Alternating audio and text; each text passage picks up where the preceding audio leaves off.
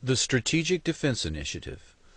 The Star Wars program routinely falsified research data according to military sources at the time. Quote, "We would lose hundreds of millions of dollars in Congress if we did not perform our tests successfully.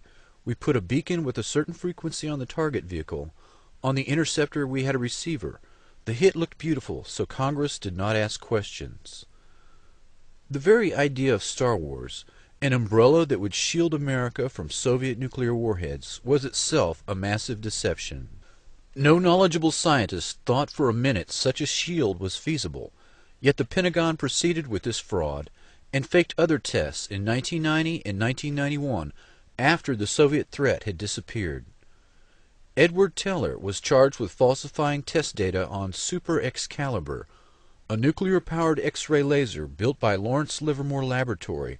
The project was canceled in 1992. All the talk about death rays and charged particle beams was little more than an elaborate smokescreen designed to hide the fact that the U.S. was developing a directed energy weapon that uses a high-power microwave pulse. Livermore Labs has been a central participant in SDI since 1982, when Edward Teller, the lab's founder, suggested SDI to Reagan. The father of the H-bomb received 40,000 shares of a laser research company that later defrauded its investors. Dr. Teller tried to sell Alaska on Project Plowshare, the use of 6 thermonuclear weapons to excavate a harbor at Cape Thompson, Alaska. In 1987, Teller returned to Alaska to propose the installation of a laser-like weapon system on the north slope of Alaska. The weapon system Teller was trying to sell was classified and not openly discussed, but the presentations indicated this Star Wars weapon was in fact HAARP. In 1995, Congress killed funding for Star Wars, but HAARP continues as the ultimate SDI radio frequency radiation weapon. The Reagan administration intensified the push into electromagnetic weapons development under Project Sleeping Beauty. A scientist working for the Army's Ballistic Defense Command complained to the House Government Operations Committee that as much as half of the entire SDI budget had disappeared into classified projects. Suddenly there was a threat to this world from some other species, from another planet, outside in the universe. We'd forget all the little local differences that we have between our countries. Perhaps we need some outside universal threat to make us recognize this common bound. I occasionally think how quickly our differences worldwide would vanish if we were facing an alien threat. High-Frequency Active Auroral Research Project, HAARP. 30 miles from Fairbanks, Alaska, is the real focus of anti-missile defense that SDI was purported to be, and much more. The public patent was titled "A Method and Apparatus for Altering a Region of the Earth's Atmosphere, Ionosphere, and Magnetosphere." Dr. Bernard Eastland, a physicist who holds a patent for the fusion torch, and also holds a dozen others related to HAARP that were eventually purchased by E-Systems and Raytheon. Patent number 4686605 claims the following uses: cause total disruption of all forms of communications over a very large portion of the Earth, missile or aircraft destruction, deflection, or confusion, weather modification, by altering solar absorption, also altering composition of the atmosphere. This patent was classified by the Navy under National Security Order in 1987, but other public patents exist for purposes of power beaming systems, artificial ionospheric mirror composed of a plasma layer, creation of artificial ionizing clouds above the Earth, defense system for discriminating between objects in space, nuclear-sized explosions without radiation. HAARP is described as a research instrument for studying the ionosphere, an ionospheric heater, or IRI, of which many exist, but HAARP is special. The ability to focus energy and the unprecedented amount in gigawatts, billions of watts, makes it literally millions of times more effective at heating the region about 120 miles above the Earth's surface. The atmosphere has most of its density below 30 miles altitude. The ionosphere is the very thin layer above that absorbs dangerous ultraviolet radiation and makes life possible on Earth. There is very little mixing normally between the two layers, but disturbances in the ionosphere translate to changes in weather, such as normally occurring sunspots and the solar wind.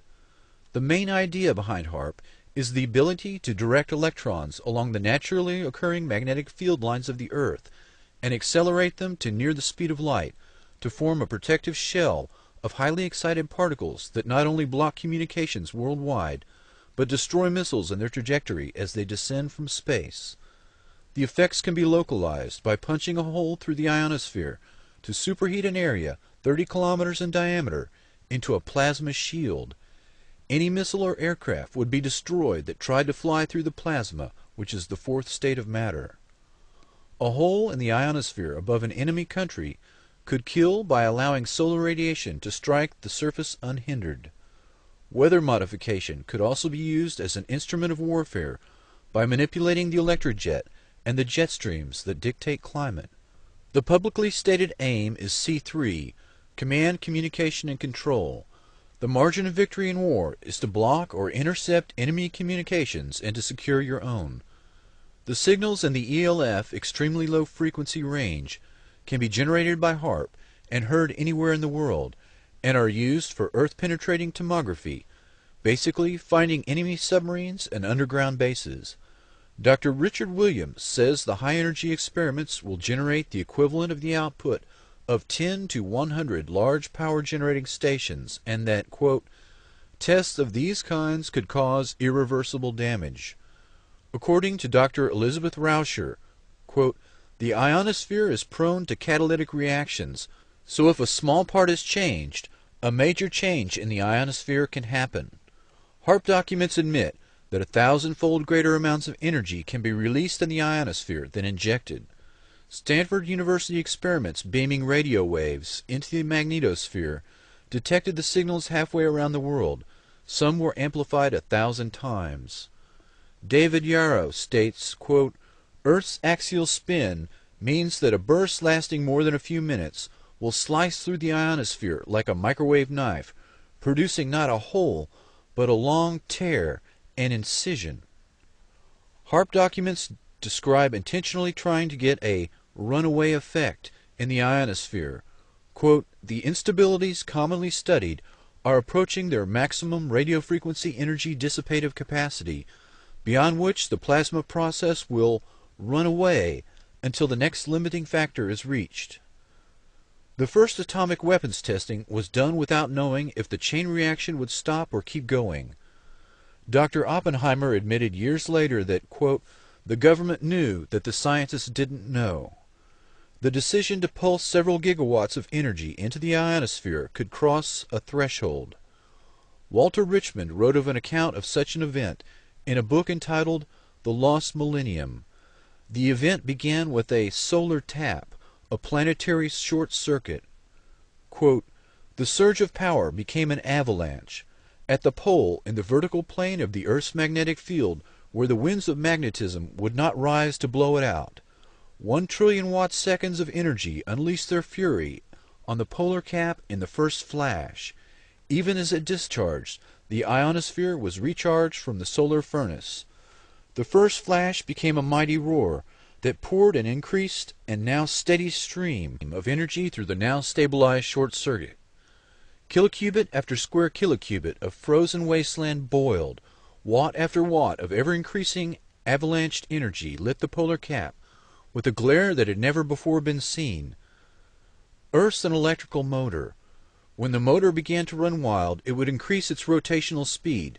Eventually the Earth would explode from increased centrifugal stress. The HAARP project manager describes the experiment of Earth-penetrating capability using frequencies of 10 to 20 Hz pulses per second, or maybe 1 Hz, 1 cycle per second type waves. This range of frequencies are the same dominant frequencies within which the human brain normally operates. The military, particularly the Navy and Air Force, have extensive research on the negative effects of extremely low-frequency radiation. These effects have been well documented, but the government easily deflects public concern by playing down the effects and minimizing the risks. This is the same method used for other military systems, including nuclear weapons tests, LSD experiments, and radiation experiments, all carried out on unknowing subjects under the guise of national security. The environmental impact statement has been falsified as to the true nature of the weapon system, its capabilities, and its possible fallout.